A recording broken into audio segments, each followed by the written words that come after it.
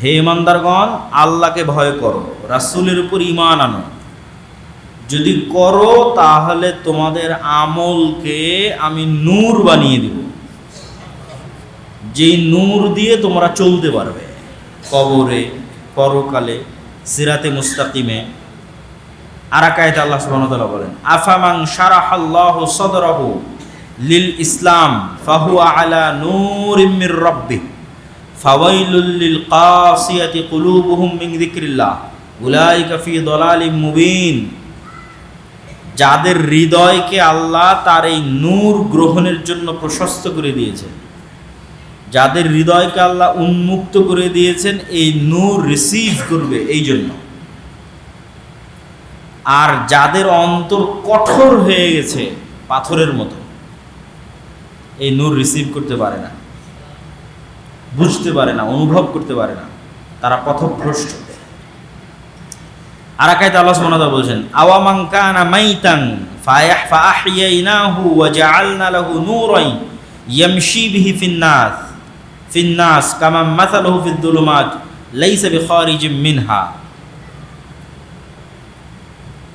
মানুষের কাছে যখন নূর থাকে না তখন তার হৃদয় মৃত, আর ওই মৃত হৃদয়কে জীবিত করি, ওয়া জাআলনা লাহু নূরান ইয়ামশি বিহি ফিন-নাস, আর এই মৃত হৃদয়কে জীবিত করি কোরআনের নূর দিয়ে, যেটা দিয়ে মানুষ পথ চলতে পারে। এবং মানুষের প্রত্যেকটা নেক আমল নূর তৈরি করে। আল্লাহ সুবহানাহু ওয়া তাআলা বলেন, ইলাইহি ইয়াসআদুল কালিমুত তাইয়্যিব ওয়াল আমালুস সালিহ ইয়ারফাউ। আল্লাহর নিকটে প্রত্যেকটা নেক আমল, প্রত্যেকটা সৎ বাক্য উঠতে থাকে, আর নূর ছাড়া উপরে ওঠা সম্ভব নয়। প্রত্যেক আমল জীবন্ত, তার নিজস্ব আকৃতি আছে, যে আকৃতিতে সে আমল ধরা দিবে, ফেরত আসবে। যেমন সূরা বাকারা এবং সূরা আলে ইমরান মেঘমালার আকৃতিতে কিয়ামতের মাঠে আসবে। প্রত্যেকটা আমল জীবন্ত এবং নূর তৈরি করে উপরে উঠতে থাকে যদি আমল কবুল হয়। যেমন কিছুক্ষণ আগে ওযুর কথা বলেছি, আল্লাহু নূরুস সামাওয়াতি ওয়াল আরদ মাসালু নূরিহি কামিশকাতিন ফিহা মিসবাহ। আসমান এবং জমিন আলোকিত আল্লাহর চেহারার নূরে। আল্লাহ সুবহানাহু তাআলার চেহারা যে নূর দিয়ে ঢাকা আছে, যেই পর্দা দিয়ে ঢাকা আছে, ওই পর্দার নাম নূর। আর আসমান, জমিন, সূর্য, নক্ষত্র, গ্রহরাজি, মহাবিশ্ব, সকল জায়গার যে আলো, এই আলো আল্লাহ সুবহানাহু তাআলার চেহারার নূরের প্রভাবের আলো। যেটা আল্লাহর চেহারার পর্দা, সেই পর্দা যে নূর, তার প্রভাব। আল্লাহু নূরুস সামাওয়াতি ওয়াল আরদ। কিয়ামতের মাঠে যে নূর দেখা যাবে আমলের, ওয়াল্লাযীনা আমানু মাআহু নূরুহুম ইয়াসআ বাইনা আইদিহিম ওয়া বিআইমানিহিম। যারা আল্লাহর উপর ঈমান আনয়ন করেছে, এদের নূর কিয়ামতের মাঠে এদের ডানে বামে ছুটবে, ছুটে বেড়াবে। ইয়াকুলুনা রাব্বানা আতমিম লানা নূরানা। তারা বলবে, আল্লাহ আমাদের নূরকে আরো বাড়িয়ে দেন, আরো পূর্ণ করে দেন। ইয়াউমা তারাল মুমিনিনা ওয়াল মুমিনাত। কিয়ামতের দিন আপনি মুমিন এবং মুমিনাদের দেখবেন, ইয়াসআ নূরুহুম বাইনা আইদিহিম ওয়া বিআইমানিহিম। তাদের আমলের নূর তাদের ডানে বামে ছুটে বেড়াচ্ছে, তাদের আশপাশকে আলোকিত করছে। আল্লাহু ওয়ালিয়ুল্লাযীনা আমানু ইখরিজুহুম মিনাদ-দুলুমাতি ইলান-নূর। সবই অন্ধকার, এই অন্ধকার থেকে আল্লাহ আলোতে নিয়ে এসেছেন। আলোই হেদায়েত, নূরই হেদায়েত। সেই নূরের আলোতে নিয়ে এসেছেন আল্লাহ সুবহানাহু তাআলা তার দয়ায়। আর যারা ওই আলোতে আসতে পারেনি, কোরআনের এই হেদায়েতের নূর গ্রহণ করতে পারেনি, এরা অন্ধকারের মধ্যে আছে। নূর অদৃশ্য, কিন্তু নূর বাস্তব। নূর অদৃশ্য হওয়ার পরও কেন বাস্তব? নূর মানে কিন্তু এই আলো নয় যে আলো আমরা চোখে দেখি, লাইটের আলো, সূর্যের আলো, এই আলো নয়। নূর এক ভিন্ন আলো, যা চোখে দেখা যায় না, বিশেষ আলো, কিন্তু বাস্তব, সত্যি ফিজিক্যালি বাস্তবিকভাবে ঘটে, তৈরি হয়। এটা বোঝানোর জন্য কয়েকটা উদাহরণ না দিলে বোঝা যাবে না। যেমন আলোরও এমন কিছু ধরন আছে যে ধরনগুলো আমরা চোখে দেখি না। যখন এখান থেকে রিমোটটা দিয়ে আমি এসিটা বন্ধ করলাম, তখন রিমোটে এসি কেমনে বন্ধ হলো? রিমোট থেকে একটা আলো বের হয়ে গিয়ে এসিতে লেগেছে, আলোর সাথে আলোর মাধ্যমে কানেক্টেড হয়েছে, না হলে ওই এসি বন্ধ হওয়া সম্ভব নয়। কোনো না কোনোভাবে তো কানেকশান আছে। ওই কানেকশানটা লাইট, আলো। ওই আলোটা আমরা দেখি না, কিন্তু মেশিনে ধরা যায়। ওটাকে ইংরেজিতে বলে ইনফ্রারেড লাইট, ইনফ্রারেড রে।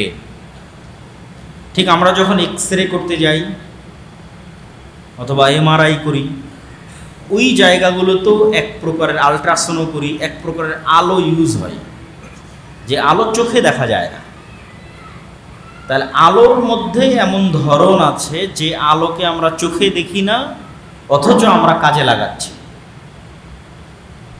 এই যে ক্যামেরাগুলোতে রেকর্ড হচ্ছে, আমরা মোবাইলে কথা বলতেছি, এই যে ডাটা ট্রান্সফার, এটা পুরোটাই আলোর টেকনোলজির উপর দাঁড়িয়ে আছে। আলোর যে তরঙ্গ, ওয়েভ, ওইটার মধ্যে দিয়ে ডাটা ট্রান্সফার হচ্ছে। আমার ছবি, ভিডিও চলে যাচ্ছে, আমার কথাও চলে যাচ্ছে। এই জন্য আলোর গতিতে যাচ্ছে, এই জন্য আলোর খুব গতিশীল। এই জন্য আমি বলা মাত্রই বলতেছি এখন, অথচ এই আওয়াজটা কি আমেরিকাতে বাজতেছে। যে লাইভ দেখতেছে আমেরিকায় বসে, আমেরিকায় বাজতেছে না এই আওয়াজ। এটা গেল কীভাবে? ওই আলোর মধ্যে দিয়ে ডাটা ট্রান্সফার হয়ে গেছে, লাইটের মধ্যে দিয়ে। এটা আল্লাহ যেই দিন পৃথিবী সৃষ্টি করেছে ওই দিন থেকেই হয়, মানুষ জানতো না, মানুষ এটা বের করতে পারেনি। কোরআনে তো এর চেয়ে ব্যতিক্রম ঘটনার কথা আছে। আমরা তো এখন ডাটা ট্রান্সফার করতেছি, বস্তু না। মানে এখনকার বিজ্ঞান যেটার উপর দাঁড়িয়ে আছে সেটা কি? ডাটা ট্রান্সফার, আওয়াজ, সাউন্ড, ভিডিও, পিকচার ট্রান্সফার। কিন্তু বস্তু এটা এখন ইনস্ট্যান্ট এখান থেকে আমেরিকা চলে যাবে, এরকম কোনো টেকনোলজি আছে? নাই। কিন্তু পবিত্র কোরআনের মধ্যে সুলাইমান আলাইহিসসালাতু ওয়াসসালামের ঘটনায় কি আছে? বস্তু ট্রান্সফার, চোখের পলকে। যে আমি এখানে বসে আছি, আমাকে বিলকিসের সিংহাসন নিয়ে এসে দিতে হবে। ক্বালা ইফরিতুম মিনাল জিন, ইফরিত নামক একজন জিন বলল যে আপনি আপনার জায়গা থেকে, বসা থেকে উঠার পূর্বে নিয়ে আসবো। সুলাইমান আলাইহিস সালাম এটাতে রাজি হলেন না, এর চেয়ে দ্রুত লাগবে। তখন একজন ব্যক্তি, আল্লাহ যাকে জ্ঞান দিয়েছিল কিতাবের, কোরআনের আয়াতের অনুবাদ করতেছে, একজন ব্যক্তি যাকে আল্লাহ কিতাবের জ্ঞান দিয়েছিল, সে বলল আপনার চোখের পলক পড়ার পূর্বে বিলকিসের সিংহাসন এখানে উপস্থিত হয়ে যাবে।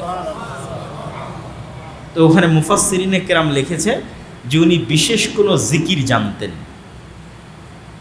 ইসমে আজম অথবা আল্লাহর ওহী সুলাইমান আলাইহিস সালামের মাধ্যমে বিশেষ কোনো জিকির জানতেন, যেটার মাধ্যমে। এই জন্য এখনো বিজ্ঞান বলে যে পৃথিবীর সবচেয়ে পাওয়ারফুল টেকনোলজি হচ্ছে সাউন্ড টেকনোলজি, আওয়াজ দিয়ে কিছু করতে পারা। এই টেকনোলজি মানুষের হাতে নাই যে আমি আওয়াজ দিয়ে কিছু করে ফেলব, কিন্তু এটা সবচেয়ে পাওয়ারফুল। ওটা দিয়ে সম্ভব একটা বস্তুকে সেকেন্ডে ট্রান্সফার করা। আজ থেকে 100 বছর আগে মানুষের কাছে ডাটা ট্রান্সফার করা অসম্ভব ছিল, এখন তো হচ্ছে, সেকেন্ডে চলে যাচ্ছে। কিন্তু কোরআনে তার চেয়েও আগের অতি আজীব এবং আশ্চর্যজনক ঘটনা বর্ণনা করা আছে, যে মানুষ তার জ্ঞান দিয়ে বিলকিসের সিংহাসনকে ট্রান্সফার করেছে সেকেন্ডে। তো সাউন্ড টেকনোলজির সাথে কানেক্টেড রেখে একটা কথা বলে আবার সামনের দিকে আগাই, যে আওয়াজ সবচেয়ে পাওয়ারফুল, এটা সত্য। এই জন্য আওয়াজ সবচেয়ে পাওয়ারফুল যে সবাই যে কমন জিনিসটা বুঝে সেটা হচ্ছে আওয়াজ। এই মাইকও যেটা বুঝে সেটা আওয়াজ, এই কাঠের চেয়ারও যেটা বুঝে সেটা আওয়াজ। এই দেওয়ালও যেটা বুঝে সেটা আওয়াজ। ইউসাব্বিহু লিল্লাহি মা ফিস সামাওয়াতি ওয়া মা ফিল আরজ, আসমান জমিন আর তার মধ্যে যা কিছু আছে সব আল্লাহর তাসবিহ পাঠ করতেছে। প্রত্যেকের তাসবিহ পাঠের আওয়াজ আছে, নিজস্ব আওয়াজ আছে, এবং প্রত্যেকেই নিজ নিজ সালাত জানে এবং নিজ নিজ তাসবিহ এবং জিকির জানে। তো আল্লাহ সুবহানাহু তাআলার যে সেন্ট্রাল কমান্ড, এইটাও আওয়াজ ভিত্তিক। আল্লাহ সুবহানাহু তাআলা যখন কোনো কিছু করতে চান, কুন ফায়াকুন, হও হয়ে যাও, হও বললেই হয়ে যায়। এবং আল্লাহ সুবহানাহু তাআলার নিজের কথা এবং নিজের আওয়াজ সবচেয়ে পাওয়ারফুল। এই জন্য উম্মাতে মুহাম্মাদির মুআজিজা, যেটা আল্লাহ সুবহানাহু তাআলা করেছে, পার্মানেন্ট মুআজিজা, যেটা নবীর জীবিত থাকা এবং মৃত হওয়ার সাথে সম্পৃক্ত নয়। মুসা আলাইহিস সালাম চলে গেছে, মুসা আলাইহিস সালামের লাঠিও চলে গেছে। ঈসা আলাইহিস সালাম চলে গেছে, আকাশে উঠে গেছে, ঈসা আলাইহিস সালাম হাত দিলে মৃত জীবিত হয়ে যাবে, ওটাও আর নাই। কিন্তু মুহাম্মদ সাল্লাল্লাহু আলাইহি ওয়াসাল্লাম চলে গেলেও পবিত্র কোরআন আছে। আর পবিত্র কোরআন কালামুল্লাহ, আল্লাহর কথা, আর আল্লাহর কথার আওয়াজ আছে, সাউত। এই জন্য কোরআন সবচেয়ে পাওয়ারফুল, শক্তিশালী। এবং আল্লাহ সুবহানাহু ওয়া তাআলার জিকির সবচেয়ে পাওয়ারফুল এবং শক্তিশালী। তো আমরা যে জায়গায় ছিলাম, যেখান থেকে এই জায়গায় আসলাম, যে এমনও লাইট আছে যেই লাইট আমরা চোখে দেখি না, এতটুকু তো আমরা বুঝেছি। তাহলে ওখান থেকে এটার উপর ঈমান নিয়ে আসা আমাদের জন্য কঠিন কিছু নয়। আজকের যুগে, আজকের যুগে আমরা এমন লাইটের ব্যবহার করছি যা চোখে দেখি না, সেই যুগে বসে আমার জন্য এটা ঈমান যদি না আনতে পারি, তাহলে আমার যে বোকা কেউ নয়। যে এমনও আলো পৃথিবীতে আছে যার নাম নূর, যেটা আমি চোখে দেখি না, কিন্তু ওই আলোর অস্তিত্বের প্রমাণ কোথায়? ওই আলো অন্য প্রাণী দেখে, আল্লাহর অন্য সৃষ্টি জীব দেখে। গায়েবের অনেক কিছুই আল্লাহ সুবহানাহু ওয়া তাআলা তার অন্য সৃষ্টি জীবের মাধ্যমে প্রকাশ করে দিয়েছে। যেমন কবরের আযাব গায়েব, মানুষ আর জিন শুনতে পায় না, কিন্তু রাসূল সাল্লাল্লাহু আলাইহি ওয়াসাল্লাম বলছে সব সৃষ্টি জীব শুনতে পায়, বাকি সকল সৃষ্টি জীব শুনতে পায়। তাহলে ওইটা আমার কাছে গায়েব, কিন্তু ওরা তো শুনতে পাচ্ছে, ওদের কাছে গায়েব না। ঠিক তেমনি রাসূল সাল্লাল্লাহু আলাইহি ওয়াসাল্লাম বলছে, যখন তোমরা শোনো মোরগ ডাক দেয়, তখন মোরগ ফেরেশতাকে দেখে। ফেরেশতা কিসের তৈরি? নূরের তৈরি। তাহলে মোরগ কি দেখে? নূর দেখে। মোরগ কি দেখে? নূর দেখে। তাহলে নূর বাস্তব অস্তিত্বশীল। এটা এমনি একটা বাইবে আলোচনা করছি, হৃদয়ে নূর তৈরি হয়, আমল নূর তৈরি করে, এগুলো কোনো ফাও কথা নয়, আসলেই তৈরি করে। মানে এই আলোর জ্বলাটা যেমন বাস্তব, আমার এবং আপনার হৃদয়ে নূর আছে না নাই, ওটা তেমন বাস্তব। তো এই নূর আমি দেখতে পাচ্ছি না, কেননা আমার কাছে গায়েব, কিন্তু আল্লাহর অনেক সৃষ্টিজীবের কাছে এটা গায়েব। শয়তানের আলো এক প্রকার আলো, যে আলো মানুষ দেখতে পায় না, কিন্তু আল্লাহর অন্য সৃষ্টিজীব দেখতে পায়। যেমন কুকুরের ক্ষেত্রে বলা আছে, গাধার ক্ষেত্রে বলা আছে, রাসূল সাল্লাল্লাহু আলাইহি ওয়াসাল্লাম বলেছেন যে তারা শয়তানকে দেখতে পায়। এবং আল্লাহ সুবহানাহু তাআলার যত সৃষ্টিজীব আছে, সকল সৃষ্টিজীব কোনো সমস্যা, কি বলতেছে? হ্যাঁ,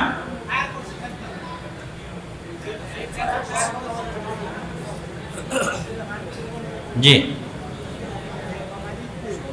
তো আল্লাহ সুবহানাহু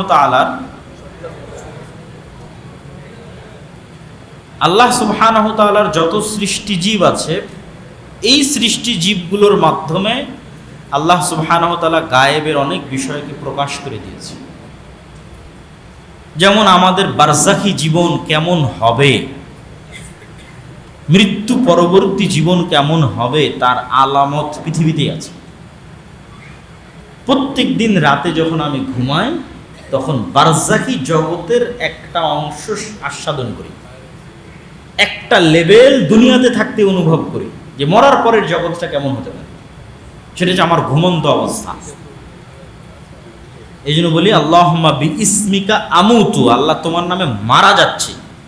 আরবিতে কিন্তু ঘুমানোর আর একটা আরবি আছে আনাম, ওটা ব্যবহার করা হয়, ডাইরেক্ট মরার কথা বলা আছে, আল্লাহ মরে যাচ্ছি।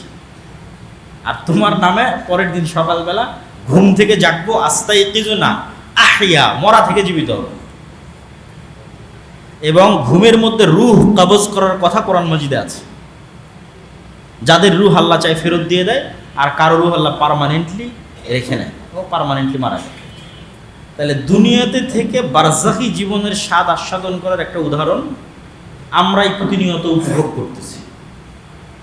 আল্লাহর সৃষ্টি জীবের মধ্যেও এরকম উদাহরণ আছে। শুঁয়ো পোকা নামে এক প্রকারের পোকা আছে, এ তার শুরুর জীবনে গাছের পাতা খায় এবং গাছের পাতা খেয়ে খেয়ে খেয়ে খেয়ে মাসখানেক জীবনযাপন করে। এটা সম্পূর্ণ ডিফারেন্ট স্টাইলের লাইফ সে লিড করে। তারপরে 1 মাস 1.5 মাস 2 মাস হওয়ার পর ও নিজের চারিপাশে একটা আবরণ তৈরি করে, আবরণ তৈরি করে ওর মধ্যে মরে যায়। ওর মধ্যে মরে যাওয়ার 1 মাস 1.5 মাস পর প্রজাপতি হয়ে আকাশে উড়ে। তাহলে ওর লাইফ একবার ছিল পোকা হিসেবে, তারপরে মৃত অবস্থায় 1 মাস, তারপরে প্রজাপতি হিসেবে আকাশে উঠতেছে। তো এই জন্য মানুষের বারজাখী জীবন, কবর পরবর্তী, মৃত্যু পরবর্তী জীবন অস্বাভাবিক নয়। হ্যাঁ, বারজাখী জীবনে মানুষের রুহের কোয়ালিটি অনুযায়ী থাকার এবং খাওয়ার ব্যবস্থাপনা, জীবনযাপনের ব্যবস্থাপনা ভিন্ন হবে। যেমন যে সমস্ত রূহ আল্লাহর রাস্তায় শহীদ হয়ে গেছে, এদের কোয়ালিটি কি হবে? এরা পাখি হিসেবে জান্নাতে উড়বে। ওদের বারজাখী জগতে জীবনযাপনের ধরন, এদের চাইতেও আপার কোয়ালিটির কিছু রূহ আল্লাহ সুবহানাহু ওয়া তাআলার আরশে লাইট, আলো হিসেবে ঝুলন্ত থাকবে। এদের চাইতেও আপার কোয়ালিটির রূহ হচ্ছে নবীদের রূহ, যারা দুনিয়াতে যেই মানের লাইফ জীবনযাপন করত, বারজাখে ওই মানেরই লাইফ জীবনযাপন করে। মুসা আলাইহিস সালাম তো মরে গেছে, কিন্তু মুহাম্মদ সাল্লাল্লাহু আলাইহি ওয়াসাল্লামের সাথে সাক্ষাৎ হয়েছে না, কথা হয়েছে না বারজাখী জগতে, দুনিয়াতে নাই কিন্তু। তাহলে ওনার জীবন যাপনের যে ধরন, ওটা কাছাকাছি হুবহু দুনিয়ার মতো। আর স্বাভাবিক যাদের রূহ যদি কল্যাণকর বান্দা হয় তাহলে ইল্লিয়িন, আর যদি অকল্যাণকর বান্দা হয় তাহলে সিজ্জিন। আর এই সকল রূহ কিয়ামতের পরবর্তীতে পুনরুত্থান হবে। আর পুনরুত্থানের উপর বিশ্বাস স্থাপন করা ইসলামের এবং কোরআনের, পবিত্র কোরআনের যদি 2টা মেসেজ সারমর্ম তৈরি করি, তাহলে একটা সারমর্ম হচ্ছে তাওহীদ, আর একটা সারমর্ম হচ্ছে পরকাল। সারা কোরআন মিলে আল্লাহ মানুষকে ঘুরিয়ে ফিরিয়ে এই গল্প, ওই ঘটনা, এই ফজিলত, ওই আমল, এই দাওয়াত সব মিলে কি বলতে চেয়েছে? 2টা। এক আল্লাহর নিজের তাওহীদ, আর একটা হচ্ছে তোমরা মরার পর আবার আমি তোমাদের জীবিত করব। এটাকে বিশ্বাস করো খুব শক্তভাবে, ইয়াকিনের সাথে, যেন দেখতে পাচ্ছ, না হলে সফল হতে পারবে না। তো আল্লাহ সুবহানাহু ওয়া তাআলা মৃত্যুর পর যে মানুষকে পুনরুত্থান ঘটাবেন, এর আল্লাহ সুবহানাহু ওয়া তাআলা অনেকগুলো উদাহরণ পবিত্র কোরআনের মধ্যে উল্লেখ করেছেন। যেমন মুসা আলাইহিসসালাতু ওয়াসসালামের যুগে একজন মারা গেল, গরু জবাই করা হলো, ওর গায়ে টাচ করে জীবিত করা হলো। একজন নবী এক গ্রামের পাশ দিয়ে হেঁটে যাচ্ছিল, বললেন আল্লাহ এদেরকে আপনি কেমনে জীবিত করবেন? আল্লাহ তাকে 100 বছর মৃত অবস্থায় রাখলেন, তারপরে জীবিত করলেন। মুসা আলাইহিস সালামের সাথে 70 জন বানু ইসরাইলের লোক তুর পাহাড়ে গেছিল, আল্লাহ ওদেরকে আবার জীবিত করে দিয়েছিল। তো মরার পরে জীবিত হওয়ার ঘটনা দুনিয়াতে অসংখ্যবার ঘটেছে, এবং সর্বশেষ বানু ইসরাইলের যিনি শেষ নবী ঈসা আলাইহিস সালাম, তার হাতে আল্লাহ এটাকে ডাল ভাত বানিয়ে দিয়েছিলেন, যে এটা অত কঠিন কোনো কাজ না। মরার পর মানুষকে জীবিত করা এটা আশ্চর্য কিছু নয়। এটা আমার নবী আমার অনুমতিতে আমার মজেদায় সকাল সন্ধ্যা মানুষকে জীবিত করতেছে মরা থেকে। এবং মরা থেকে জীবিত হওয়া আশ্চর্য যে নয়, বাস্তব যে সত্য, তার দুটো উদাহরণ দিয়ে আমরা আবার আমাদের মূল বক্তব্যে ফিরে আসব।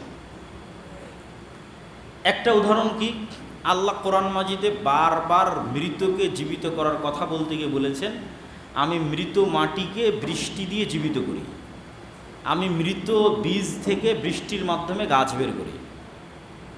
এখন আপনি চিন্তা করেন, একটা আমের গাছ যতটা জীবিত, মানুষ তার চেয়ে বেশি জীবিত না কম জীবিত? বেশি জীবিত। আমের গাছ তো হাঁটতে পারে না, চলতে পারে না, মানুষ তো হাঁটছে, আমের গাছ তো কথা বলতে পারে না, মানুষ তো কথা বলতেছে। তাহলে জীবনের আলামত আমের মধ্যে বেশি আছে না মানুষের মধ্যে বেশি আছে? মানুষের মধ্যে বেশি আছে। এবার ওই আমের গাছ থেকে যে আম তৈরি হলো, ওই আমের যে বিচি, ও বেশি জীবিত না মানুষের যে মেরুদণ্ড এ বেশি জীবিত? মানুষের মেরুদণ্ড বেশি জীবিত। কেন এটা জীবিত মানুষের মেরুদণ্ড, যে লাইফ পৃথিবীতে চলাফেরা করতেছে, কথা বলতেছে, যার জ্ঞান আছে, আর ওদের একটা স্থবির জড় পদার্থ। ওই জড় পদার্থের একটা মৃত বিচি, ওই মৃত বিচি যখন মাটিতে পড়তেছে, ওর মধ্যে থেকে আর একটা জীবিত গাছ বের হয়ে যাচ্ছে। আল্লাহু আকবার।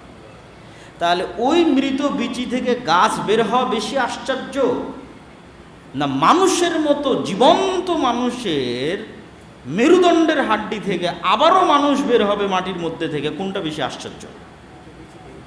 আমেরটা বেশি আশ্চর্য। বুঝাতে পারিনি মনে হয় আমি। আমেরটা বেশি আশ্চর্য, আমারটা আশ্চর্য নয়। ও তো কম জীবিত, ওর মধ্যে থেকে আবার আল্লাহ আর একটা জীবিত গাছ তৈরি করে দিচ্ছে। আমি তো এমনিই জীবিত, আমার হচ্ছে আরও সহজ বের করা। এই জন্য আল্লাহ ওই উদাহরণ বারবার দেয়। আর আল্লাহর জন্য আরও কেন সহজ মানুষকে মাটি থেকে তৈরি করা? এই জন্য আরও বেশি সহজ যে মানুষ পৃথিবীতে বেঁচে থাকতে যত রকমের ভিটামিন, প্রোটিন, মিনারেল, পুষ্টি, যা খাবার মানুষ বেঁচে থাকতে গ্রহণ করে, তার প্রত্যেকটা খাবারের মধ্যে যত রকমের ভিটামিন, মিনারেল, প্রোটিন আছে সব মাটি থেকে আসে, সব মাটি থেকে আসে। এখন আমার ম্যাগনেশিয়াম দরকার, তো ম্যাগনেশিয়াম আসলে মাটির মধ্যে আছে, কিন্তু ডাইরেক্ট নিতে পারবো না। তখন কলার গাছ লাগানো হয়েছে, তারপরে ওখান থেকে কলা হয়েছে, ওই কলার মধ্যে ম্যাগনেশিয়াম মাটি থেকে নিয়েছে কলা, ওই কলা আমি খাচ্ছি, আমার শরীরে ম্যাগনেশিয়াম ঢুকতেছে। তাহলে আমার শরীরের মধ্যে ম্যাগনেশিয়াম ঢোকার কারণে যদি আমার শরীরে কোষ তৈরি হয়, তাহলে ওই ম্যাগনেশিয়াম তো মাটির মধ্যেই আছে, ওখানে কেন কোষ তৈরি হবে না? কেন হবে না? আমি তো ওই মাটির ম্যাগনেশিয়ামই কলা দিয়ে আমার শরীরের মধ্যে নিচ্ছি, দিয়ে আমার শরীরে নতুন কোষ তৈরি হচ্ছে। এই ম্যাগনেশিয়াম তো মাটির মধ্যে আছে, তাহলে কেন মাটিতে কোষ তৈরি হবে না? মানুষের পুরো শরীরটাই মাটি থেকে নেওয়া ভিটামিন, প্রোটিন, মিনারেল, ম্যাগনেশিয়াম দিয়ে তৈরি। তাহলে আরও বেশি কোষ তৈরি হবে মাটিতে, মানে মাটির মধ্যে থেকে তরতর তরতর করে মানুষ বের হয়ে উঠবে। ওর মধ্যে সব আছে, ওখান থেকে নিয়ে আমি বেঁচে আছি।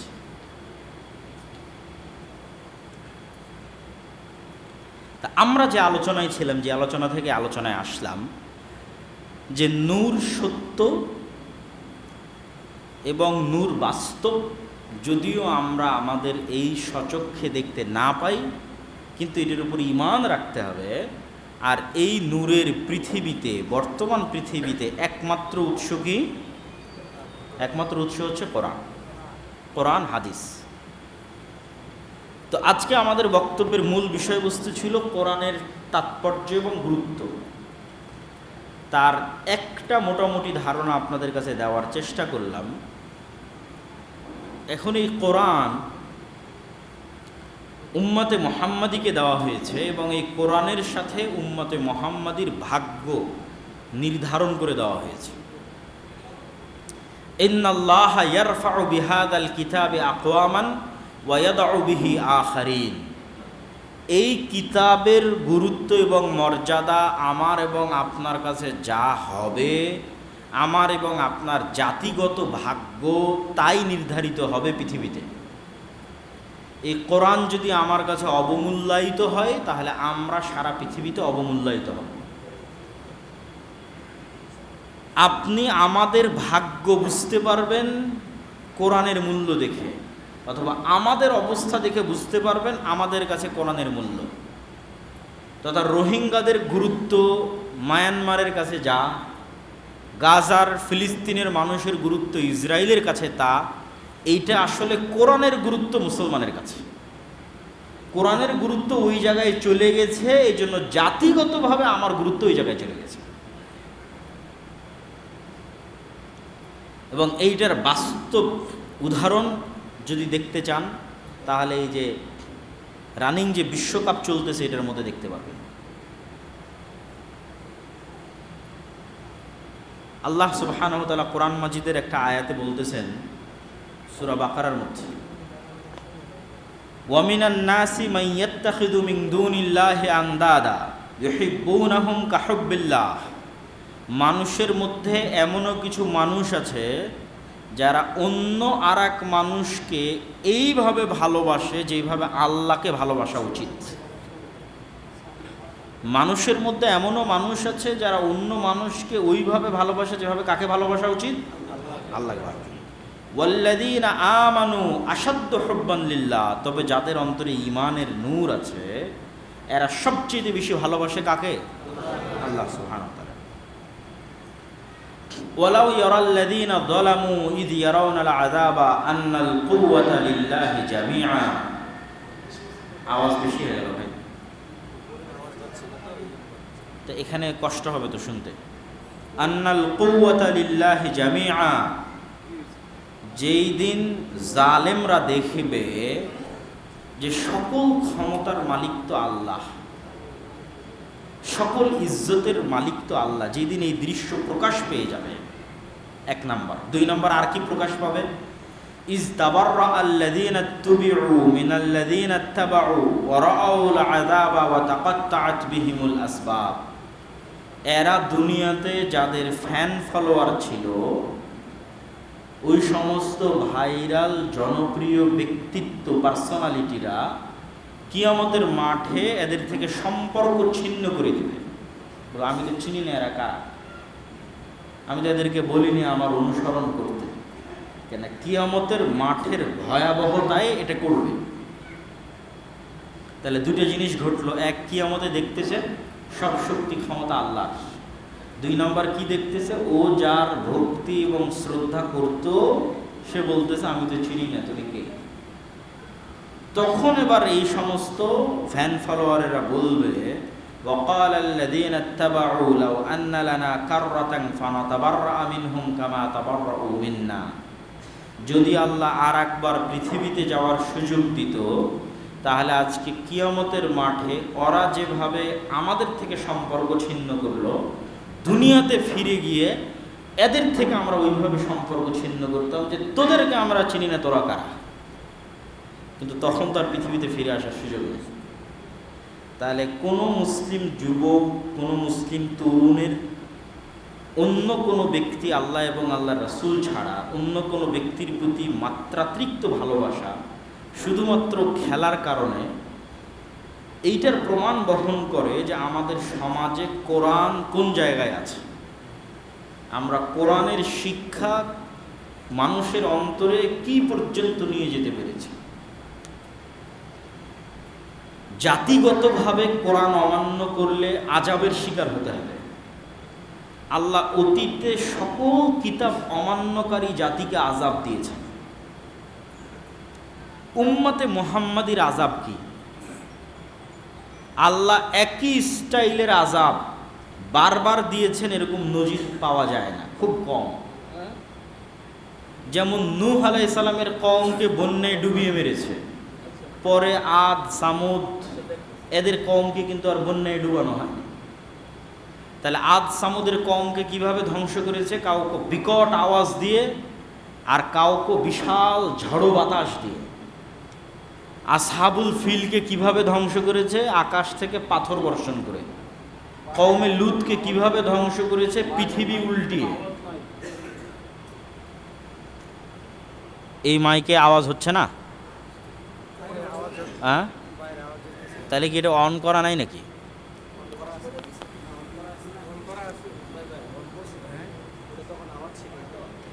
আচ্ছা, তো তাহলে উম্মতে মুহাম্মাদের আযাব কি? বন্যা?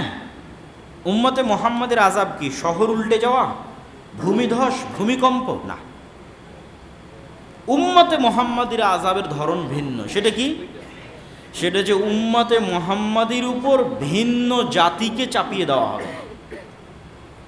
ফিলিস্তিনে, মায়ানমারে, বাংলাদেশেও ঘটতে পারে, বাগদাদে হালাকুকা চেঙ্গিস খানের সময় ঘটেছিল, স্পেনে ঘটেছে।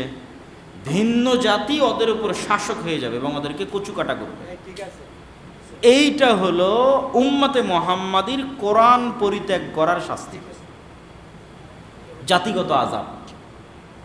উম্মতে মুহাম্মাদির জাতিগত আযাব বন্যা নয়, ভূমিকম্প নয়, ভূমিধস নয়, ঝড় নয়, বিকট আওয়াজ নয়। উম্মতে মুহাম্মাদির আযাব হচ্ছে ভিন্ন জাতি তাদেরকে শাসন করবে। তাহলে আল্লাহ সুবহানাহু ওয়া তাআলার আযাব থেকে বাঁচতে চাইলে, জান্নাতে যেতে চাইলে, নূর অর্জন করতে চাইলে আমাদের প্রথম রাস্তা হচ্ছে কোরআনের কাছে ফিরে আসা।